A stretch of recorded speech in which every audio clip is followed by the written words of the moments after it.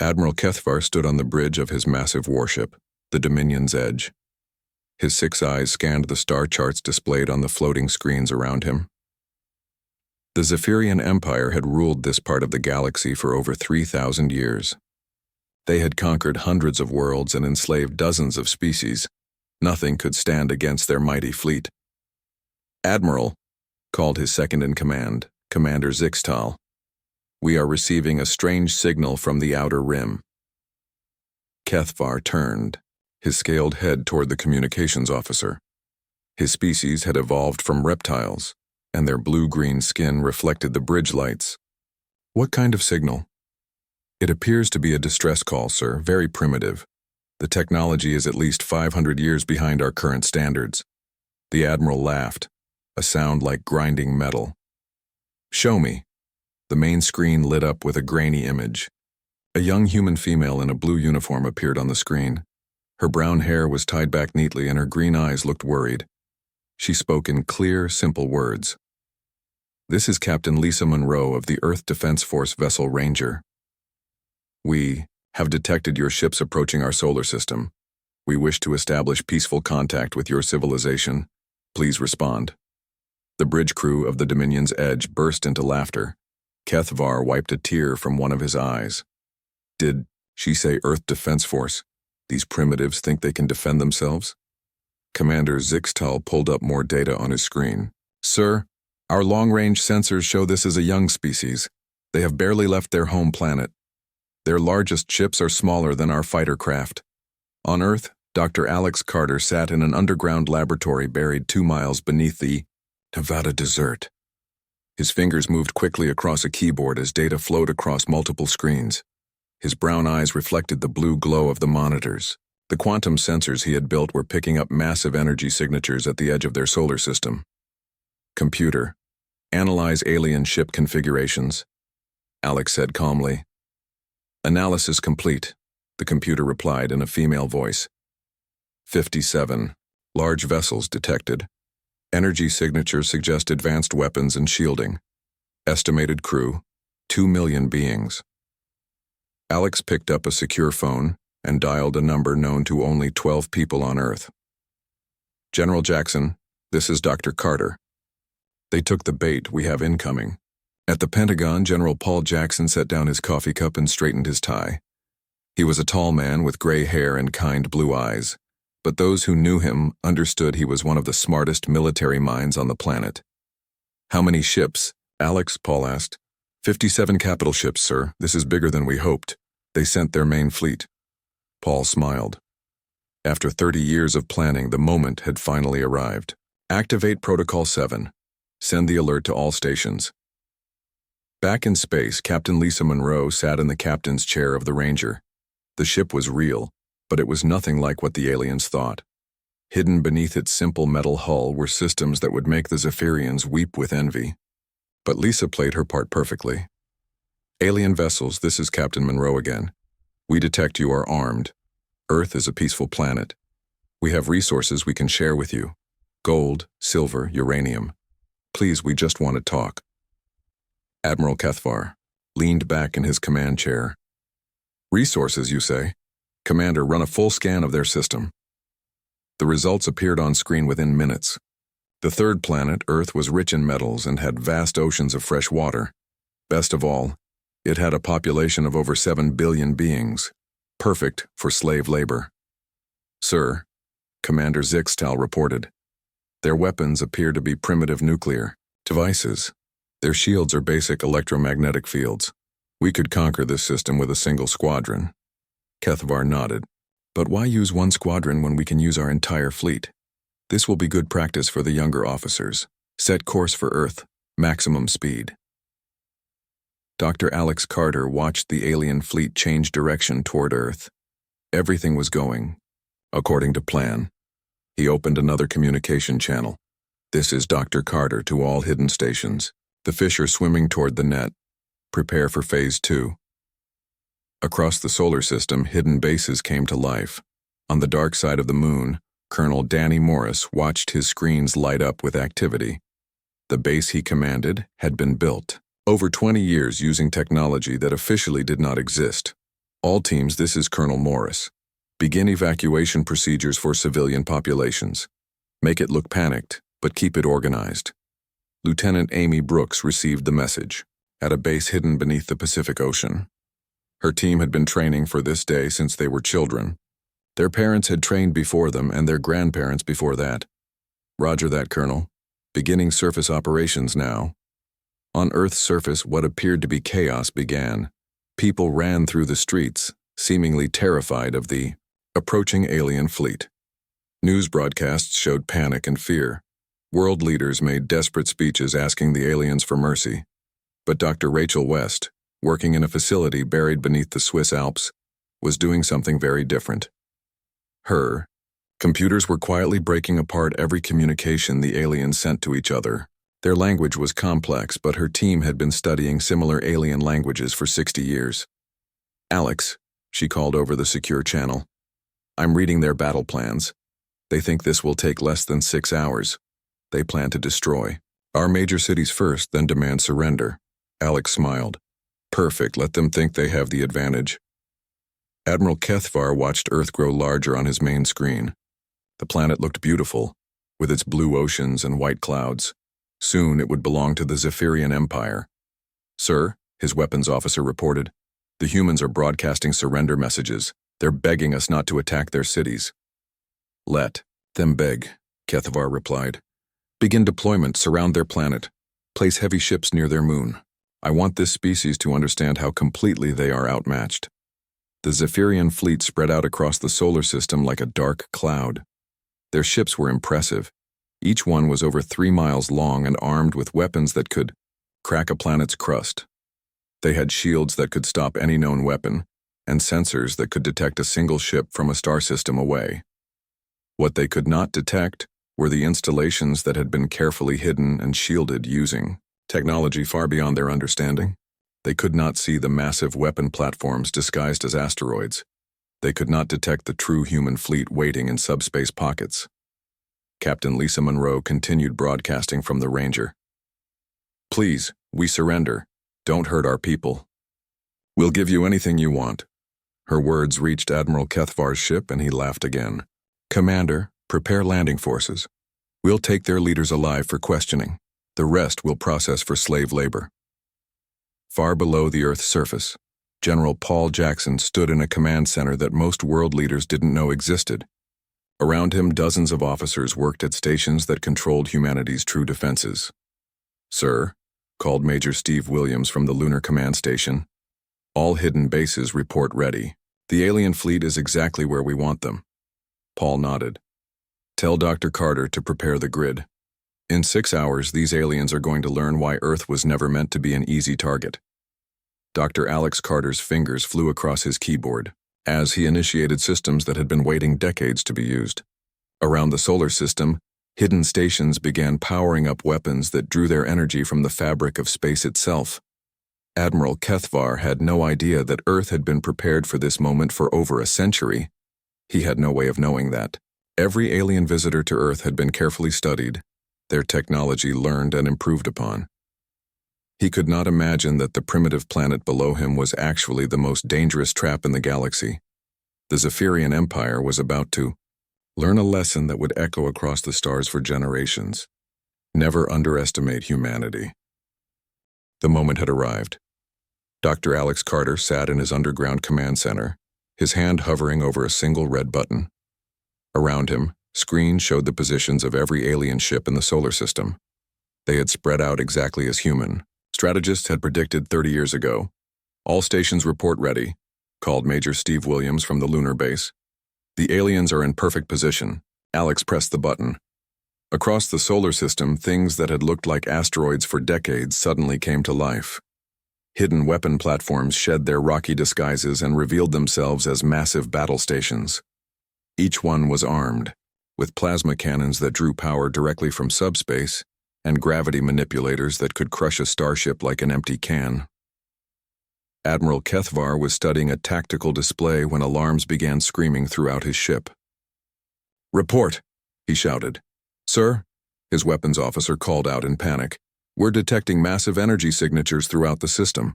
Something is powering up around us." Impossible, Keithvar replied. Our sensors showed nothing but empty space and primitive human technology. The main screen lit up with new contacts, dozens of them. Objects that had been invisible moments before were now broadcasting energy signatures that made Zephyrian technology look like children's toys. On Earth's moon, the surface began to crack and split apart. Massive doors opened in what had appeared to be solid rock, and Armstrong Base revealed itself in all its glory. The hidden installation was larger than most cities, bristling with weapon systems that no alien civilization had ever imagined. Captain Steve Williams stood on the bridge of the UES Defiance, but this was not the same ship the aliens had been talking to. The real Defiance emerged from a hidden dock inside the moon, 3 miles of sleek metal and deadly purpose. This is Captain Williams to all human forces, he broadcast.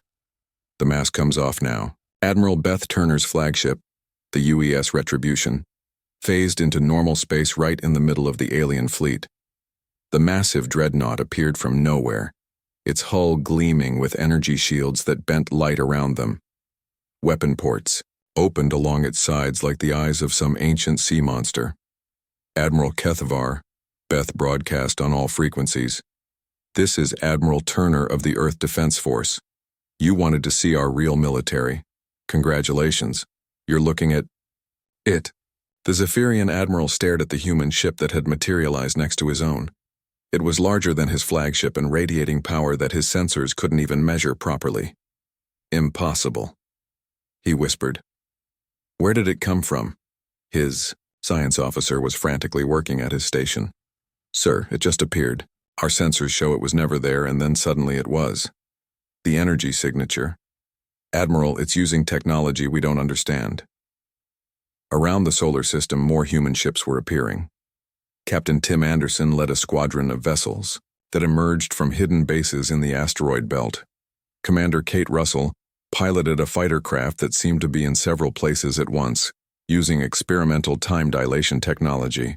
Dr. Alex Carter activated the Terra defense grid, and space itself seemed to come alive. Energy beams lanced out from hidden platforms, striking Zephyrian ships with surgical precision.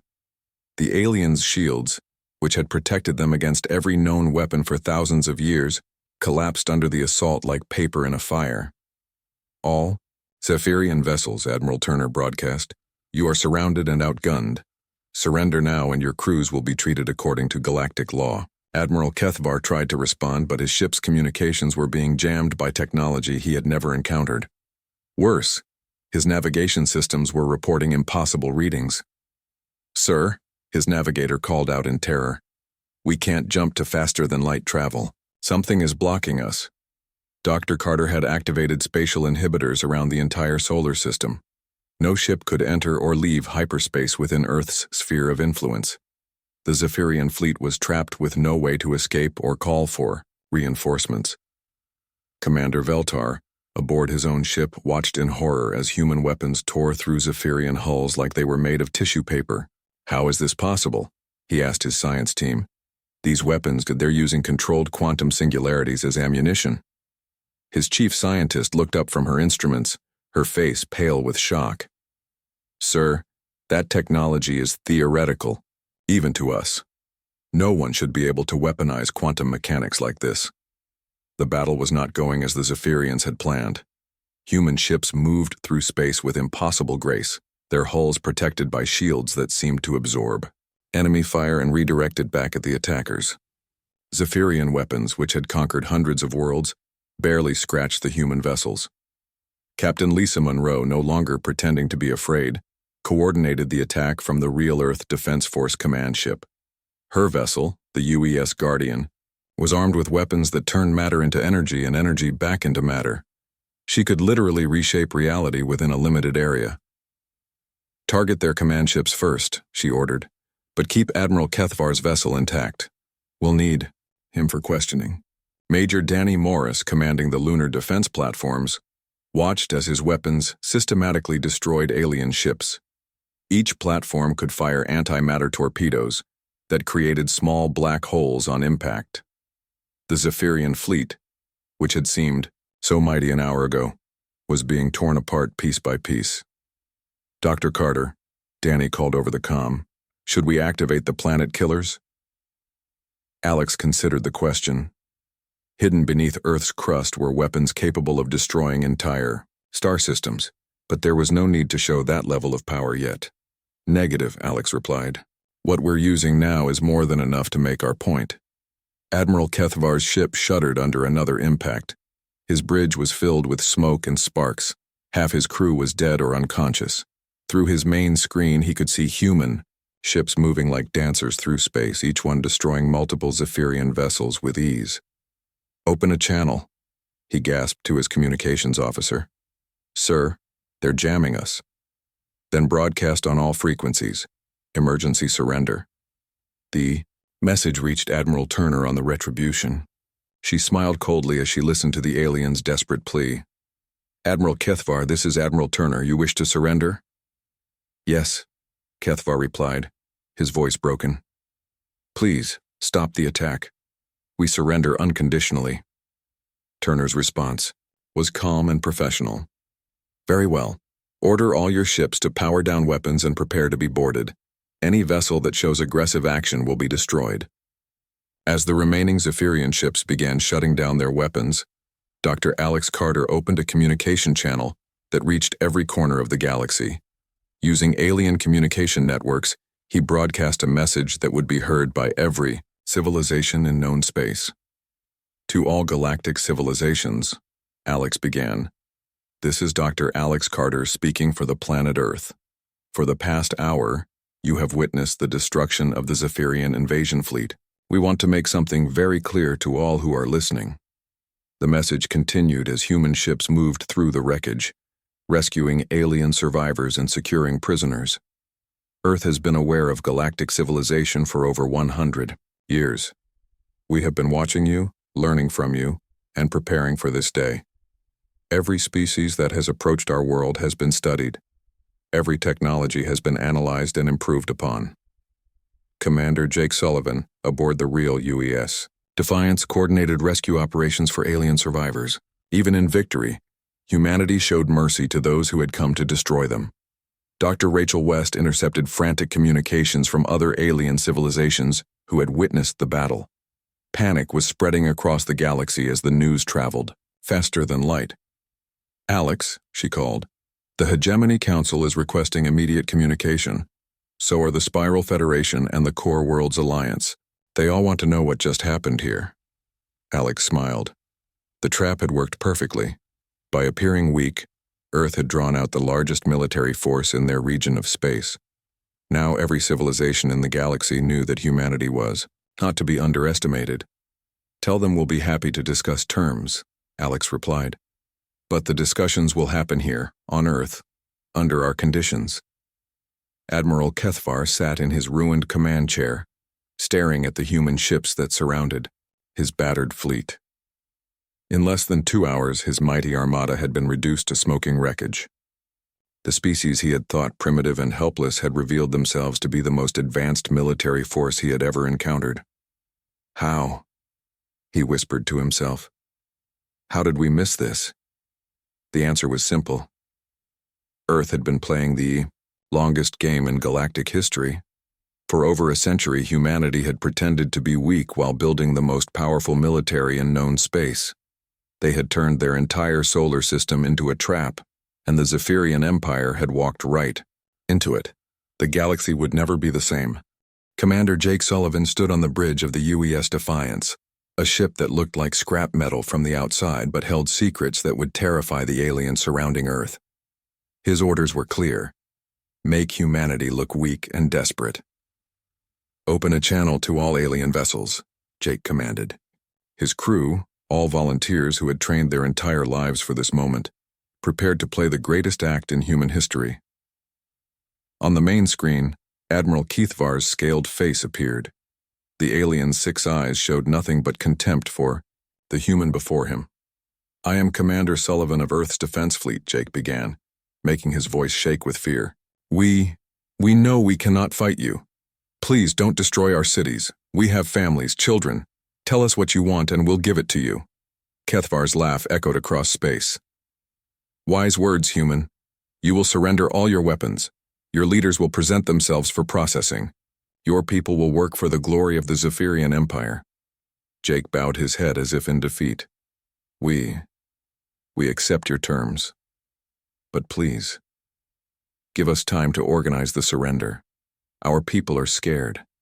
They need time to understand." "You have 12 hours, Kethvar replied. "After that, we begin destroying your cities."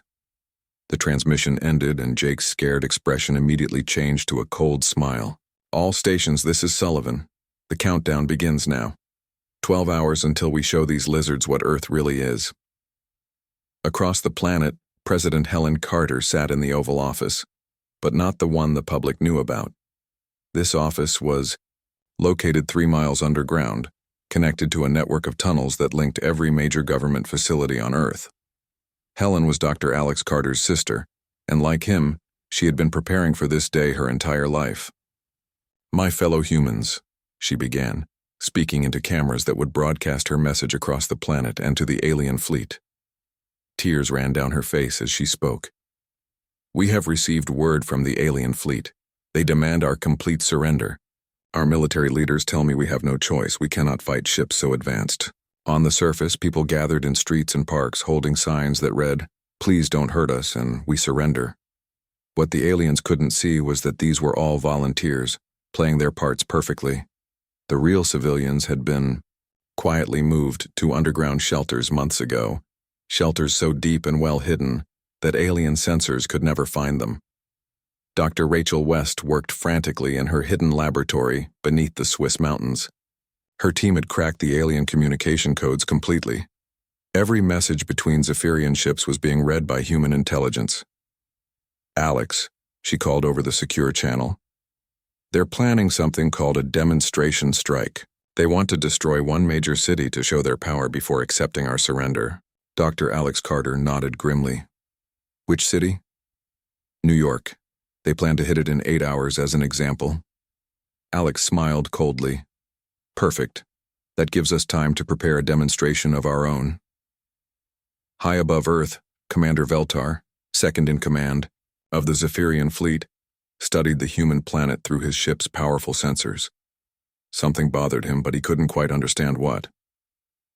"Sub-Commander Rexnall," he called to his aide, "run another deep scan of the planet's surface. Something feels wrong."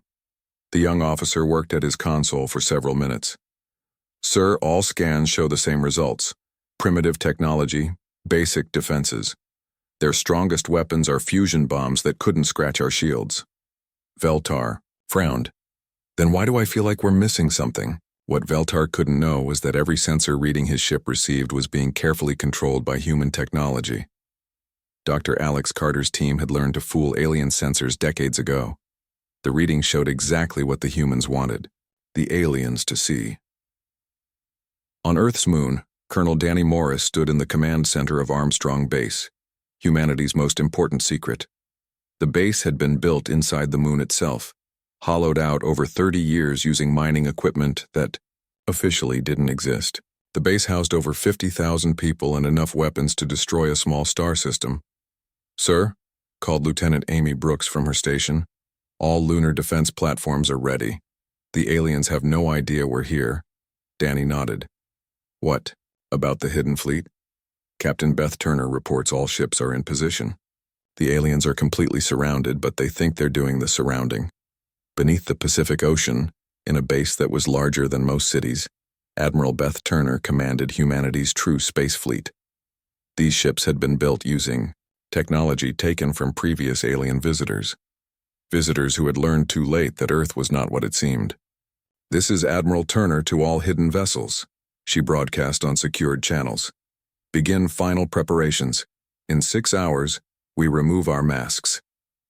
Her flagship, the UES Retribution, was a marvel of human engineering. 3 miles long and armed, with weapons that bent the laws of physics, it had been built in secret shipyards on the far side of Jupiter. The aliens had no idea it existed. Back on the Dominion's edge, Admiral Kethvar reviewed his battle plans. The humans would be easy to conquer. After the demonstration strike on their largest city, they would beg for mercy. Then the real work would begin. processing 7 billion slaves and stripping the planet of its resources. Admiral, called his communications officer, we're receiving more surrender messages from the human government. They're asking us to spare their cities. Kethvar waved a clawed hand dismissively. Let them beg. In a few hours they'll understand that begging is all they have left. What Kethvar didn't know was that his ship was surrounded by invisible mines, each one powerful enough to crack his hull. Dr. Alex Carter had spent 20 years developing, cloaking technology that could hide objects from any known sensor. The mines had been placed by ships the aliens never saw, using technology the aliens never imagined. On the surface of Earth, the final act of the deception began. General Paul Jackson appeared on television screens around the world, his face grave and defeated. My fellow citizens, he said, we have done everything we can, but we cannot fight an enemy so powerful. I am ordering all military forces to stand down. We must trust that these aliens will show mercy if we cooperate. Secret facilities around the world received a very different message. Final phase initiated. All stations prepare for reveal. Time to show these visitors what humanity really is. Dr. Rachel West intercepted another alien communication. Alex, they're getting excited. Admiral Kethvar just told his fleet that this conquest will be remembered as the easiest in Zephyrian history. Alex Carter checked his instruments one final time. Around the solar system, hidden weapon platforms came online. On distant moons and asteroids, camouflaged bases powered up systems that drew energy from quantum vacuum fluctuations. Ships that existed in folded space prepared to emerge into normal reality. Rachel, Alex said calmly, tell all stations. The trap is set. In 4 hours we spring it. Commander Jake Sullivan received word that the alien demonstration strike would begin soon. He prepared to send one final message to Admiral Kethvar, a message that would complete humanity's greatest deception. Alien Commander, Jake said, his voice full of false hope. Our government has agreed to all your terms. We're preparing to surrender our weapons and our leaders. Please, as a sign of good faith, could you delay your attack? We need more time to organize. Kethvar's response was swift and cruel. No delays, human. You will watch your largest city burn, and then you will understand the price of resistance. Jake ended the transmission and turned to his crew. Ladies and gentlemen, that was the last lie we'll ever have to tell these aliens. In 3 hours and 57 minutes, they're going to learn the truth. Across space, the Zephyrian fleet prepared for what they thought would be a simple demonstration of power. They had no idea they were about to face the most advanced military force in the galaxy. They couldn't imagine that the primitive planet below them had been preparing for this moment for over a century. Earth was ready to reveal its true face, and the galaxy would never be the same. The battle was over, but the real revelations were just beginning. Admiral Beth Turner stood in the detention bay of the UES Retribution, looking at Admiral Kethvar through a transparent barrier that was stronger than any metal known to alien science. The Zephyrian commander looked broken. His 6 eyes stared at the floor, and his scaled hands shook with the memory of what he had witnessed. In 2 hours, his proud fleet of 57 ships had been reduced to 12 battered survivors. I don't understand, Kethvar said quietly. Our intelligence report said you were primitive. We've been watching this system for 50 years. Admiral Turner sat down across from him, her blue eyes calm and steady. No, Admiral. We've been watching you. Every spy probe you sent was detected. Every scout ship was captured. We learned your language, your technology, your tactics. You never saw us coming because we didn't want you to. She gestured to a screen on the wall, which displayed images of crashed alien ships. This is Scout Vessel Arthon, which entered our system in 1987. The crew survived the crash and lived among us for 3 years before they died. We learned much from them. More images appeared. This is the explorer ship Quinval from 2003. They thought they were hidden in our asteroid belt. We took them without firing a shot. And this is the science vessel Morkes from 2019. They were studying our radio signals from the edge of the system. Kethvar looked up in horror. Those ships sent reports back to command. They said you were harmless. Turner smiled coldly. Those reports were written by us. Every message your empire received from this system for the past 30 years came from human intelligence. We told you exactly what we wanted you to believe. In another part of the ship, Dr. Alex Carter was conducting his own interrogation. Commander Veltar sat across from him, his uniform torn and his pride shattered. Your technology, Veltar said, it should not exist. We've been studying physics for 10,000 years. Quantum singularity weapons are impossible to build. Alex leaned back in his chair. They're impossible for you to build. You see, Commander, your species makes the same mistake that most advanced civilizations make. You assume that technology follows a set path. You think there's only one way to manipulate matter and energy. He activated a small device on the table. The air above it shimmered and a perfect hologram of a human brain appeared. But humans think differently. We don't follow rules. We break them. When your scientists said something was impossible, our scientists asked why not. The hologram changed, showing mathematical equations that made Veltar's head hurt to look at. We discovered that reality has loopholes. Quantum mechanics isn't a wall, it's a door. We just had to figure out how to open it.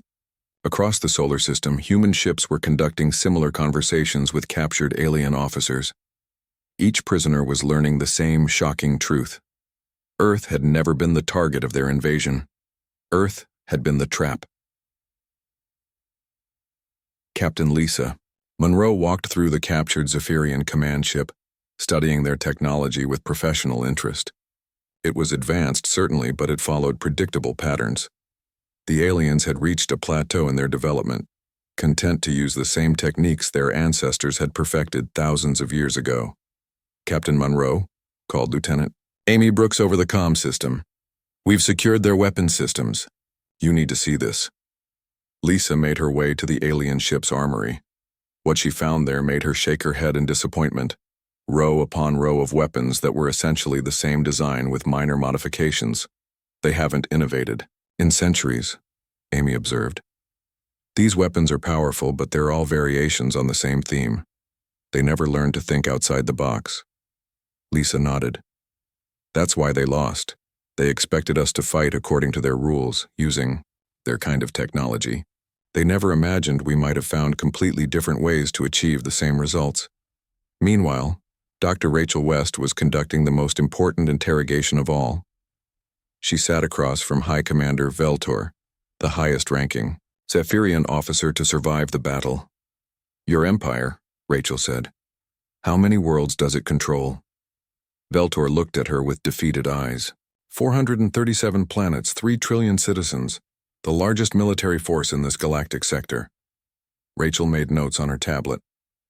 And how do you typically conquer new worlds? We send scouts to assess the target. If they are primitive, we send a demonstration force to test their defenses. If they resist, we return with overwhelming numbers. And this works. Veltor nodded slowly. It has worked for 3,000 years. No species has ever withstood a full Zephyrian invasion. Rachel looked up from her notes. Until today, the truth was even more devastating than the aliens realized. Dr. Alex Carter revealed the full scope of Earth's deception during a secure conference with all captured Zephyrian officers. Gentlemen, Alex began, standing before a holographic display of the galaxy. What you experienced today was not a battle. It was a demonstration. You see, we didn't just defeat your fleet, we barely tried. The display zoomed in on Earth's solar system, revealing hidden installations that the aliens had never detected. What you fought today represents approximately 15% of our actual military capability. The weapons we used were older models that we've been ready to retire. Admiral Kethvar spoke up from his seat. Impossible. Those weapons destroyed our best ships with ease. Alex smiled. Admiral, we've been studying your technology for decades. We know exactly how your shields work, how your hulls are constructed, how your weapons function. We designed our entire military specifically to counter Zephyrian tactics. The display changed, showing technical specifications that made the alien officers gasp in disbelief. For example, your shields operate on a specific frequency range. Our weapons are tuned to phase through those frequencies as if they didn't exist. Commander Veltar stared at the data in horror. You mean our shields were useless from the beginning? Completely useless, Alex confirmed. Your weapons fire in predictable patterns at predictable speeds. Our defensive systems can calculate the trajectory and intercept point before you even pull the trigger. But the most shocking revelation was yet to come. Alex activated another display, this one showing star charts. We know the location of every major Zephyrian world, he announced calmly. We've been tracking your ships for decades. Every vessel that has ever entered this system has been followed home using quantum signature analysis. The alien officers looked at each other in panic. Admiral Kethvar stood up shakily. You're planning to invade our empire? Alex shook his head. We don't need to invade, Admiral. We've already won. The display showed human ships, dozens of them, already positioned near major Zephyrian worlds. Ships that had been traveling through folded space for years, waiting for this moment. As we speak, Alex continued, human vessels are taking positions around your most important planets. Not to attack them, but to protect them. You see, we're not conquerors like you. We're liberators. Admiral Turner entered the room carrying a data pad. The other galactic powers have responded to our message, she announced. The Hegemony Council, the Spiral Federation, and 6 other major civilizations are requesting immediate peace talks. Alex nodded. Tell them we accept. But the talks will be held here, on Earth, and they'll be conducted under human rules. Turned back to the captured aliens. Gentlemen, your empire's days of conquest are over. The galaxy is about to learn what happens when you underestimate humanity. Commander Jake Sullivan appeared on the room's main screen, broadcasting from the U.S. Defiance. Dr. Carter, we're receiving surrender signals from Zephyrian colonies throughout the sector. Word of our victory is spreading faster than we expected. Alex smiled. Good. The sooner the galaxy understands the new reality, the sooner we can begin building a better future. Admiral Kethavar slumped in his chair, finally understanding the magnitude of what had happened. His species had ruled through fear and superior technology for thousands of years. Now they faced a species that was not only more advanced but more intelligent, more adaptable, and more prepared. What will happen to us? He asked quietly. Alex's expression softened slightly. That depends on you, Admiral. Your species can choose to join the new galactic order we're building, or you can resist and face the consequences. But one thing is certain, the age of Zephyrian dominance is over. The galaxy was about to discover that Earth had not just been hiding its military strength. It had been hiding something far more dangerous: human ambition, human ingenuity, and humanity's willingness to plan for the future while others lived in the past. The trap had been sprung, and the price was higher than anyone had imagined. 3 months had passed since the Battle of Earth, and the galaxy would never be the same. President Helen Carter stood before the largest gathering of alien leaders in galactic history. Representatives from 47 different civilizations had come to Earth, not as conquerors, but as guests seeking humanity's protection. The meeting was held in a massive chamber built beneath the Rocky Mountains, a facility that could house 10,000 beings and defend against any known weapon. Helen looked out at the assembled aliens, some reptilian like the Zephyrians, others insectoid, crystalline, or gaseous. All of them watched her with a mixture of fear and respect. Welcome to Earth, Helen began, her voice carrying clearly through universal translators. You have come here because you have seen what happens to those who threaten humanity. Today you will learn what happens to those who choose peace. In the front row, Admiral Kethvar sat with other former Zephyrian commanders. They were no longer prisoners, but they were not free either. They served as advisors now, helping humanity understand the complex politics of galactic civilization. Dr. Alex Carter activated a holographic display that filled the chamber. It showed the current state of the galaxy, with human ships positioned near every major world. For the past 3 months, Alex announced, human vessels have been establishing defensive positions around threatened worlds.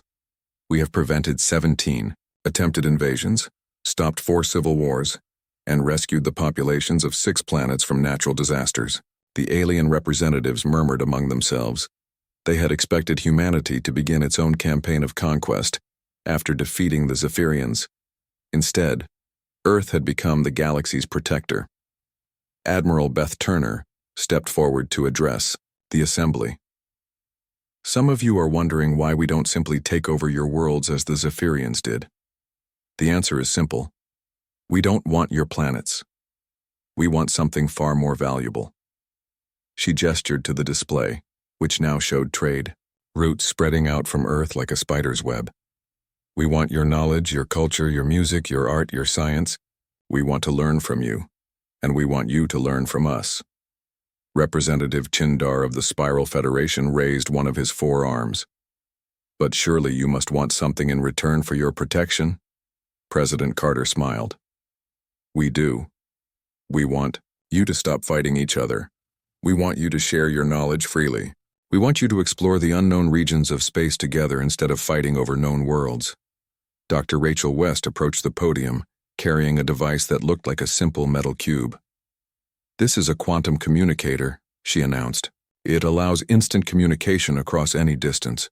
We're giving one to each of your civilizations. The aliens stared in amazement. Instant communication across galactic distances was something they had thought impossible. With these devices, Rachel continued, you can coordinate exploration missions, share scientific discoveries, and call for help if you're threatened. The age of isolated civilizations is over, but humanity had more surprises to reveal. Commander Jake Sullivan appeared on the main screen, broadcasting from the edge of the galaxy.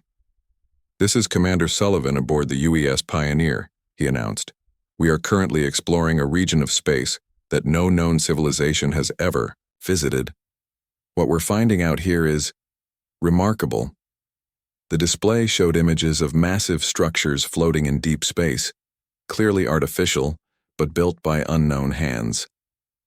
These appear to be ancient installations, Jake continued. Possibly millions of years old. We believe they were built by a civilization that existed long before any of our current species evolved. Dr. Alex Carter took control of the presentation.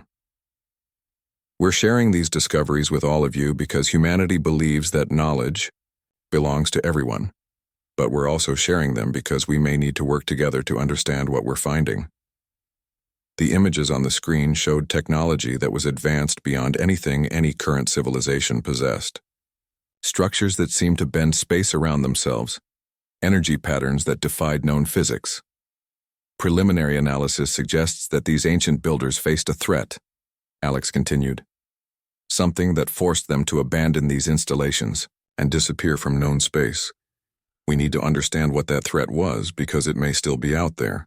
Representative Takala of the Core Worlds Alliance spoke up, her crystalline voice ringing through the chamber. You're suggesting that we face a common enemy? I'm suggesting that we face the unknown, Alex replied. And history has shown that civilizations survive unknown threats better when they work together than when they fight among themselves. Admiral Kethvar was given permission to address the assembly. The former Zephyrian commander stood slowly, his scaled face showing emotions that his species rarely displayed in public. For 3,000 years, he began, my people believed that strength came from conquest. We thought that taking what others had built made us powerful. We were wrong. He gestured toward the human representatives. True strength comes from creation, from cooperation, from the willingness to help others become stronger rather than keeping them weak. The humans defeated us not just with superior weapons, but with superior thinking. The alien representatives listened in stunned silence as the former conqueror continued. They could have destroyed every Zephyrian world in revenge for our attack. Instead, they offered us a chance to rebuild, to become something better than we were. That is true power. President Carter stood again, preparing to make the final announcement. Ladies, gentlemen, and honored beings of all species, humanity extends an invitation to join the Galactic Cooperative. This is not an empire or a federation. It is an alliance of equals, dedicated to exploration, protection, and mutual advancement. She activated a new display showing a massive space station under construction near Jupiter. This is Unity Station, our gift to the galaxy. It will serve as a neutral meeting place for all species, a center for scientific research, and a coordination point for exploration missions. Dr. Alex Carter added the final details. Any species that joins the cooperative will have access to human defensive technology, quantum communication networks, and exploration vessels. In return, we ask only that you share your knowledge and commit to peaceful resolution of conflicts. The response was immediate and overwhelming. 46 of the 47 civilizations voted to join the cooperative on the spot. Only the aggressive Hegemony Council hesitated, and even they requested time to consider the offer. As the assembly concluded, Representative Chindar approached President Carter privately. "I must ask," he said quietly, "what happens to civilizations that refuse to join? What happens to those who continue to threaten others?" Carter's expression grew cold. "We've prepared for that possibility." She led him to a secure viewing chamber where they could see Earth's night sky. Among the stars, new lights were visible, artificial constructions that hadn't been there 6 months ago. "Those are planetary defense platforms," Carter explained. "Each one is equipped with weapons that can destroy a planet from 50 light-years away. We have them positioned throughout the galaxy." Chindar stared in horror. "You would destroy entire worlds?" "We would defend innocent populations from aggressive empires," Carter corrected. "Any civilization that attempts to conquer others will find themselves facing the full might of human technology. We didn't build these weapons to threaten anyone. We built them to ensure that no one can threaten anyone else." The Spiral Federation representative understood immediately. Humanity had not just changed the balance of power in the galaxy. They had eliminated the concept of military conquest entirely. No empire could survive when their enemies possessed planet-killing weapons and instant communication. As delegates from across the galaxy prepared to return to their homeworlds, they carried with them a new understanding. Earth had been a trap, but not the kind they had expected. It was a trap that caught aggressive civilizations and transformed them into cooperative ones. Admiral Beth Turner stood in the command center of Unity Station, watching as the first joint exploration mission prepared to depart. Ships from 12 different species worked together, crewed by beings who had been enemies just months before. "Dr. Carter," she called over the comm system, "the deep space mission is ready to launch. Should we proceed?" Alex Carter looked up from his research station, where he was studying data from the ancient installations. "Launch when ready, Admiral. It's time for the galaxy to discover what's waiting for us in the unknown." As the mixed fleet of human and alien vessels jumped to faster-than-light travel, heading toward regions of space that no one had ever explored, Alex smiled. Humanity's greatest deception had worked perfectly. They had appeared weak to draw out their enemies, then revealed their strength to protect their friends. But the real victory was not military, it was philosophical. For the first time in galactic history, civilizations were working together instead of fighting each other. The strong were protecting the weak instead of conquering them. Knowledge was being shared instead of hoarded. Earth had indeed been a trap, but it was a trap that caught the galaxy's violent past and transformed it into a peaceful future. And in the vast unknown regions of space, ancient mysteries waited to be solved by civilizations working together.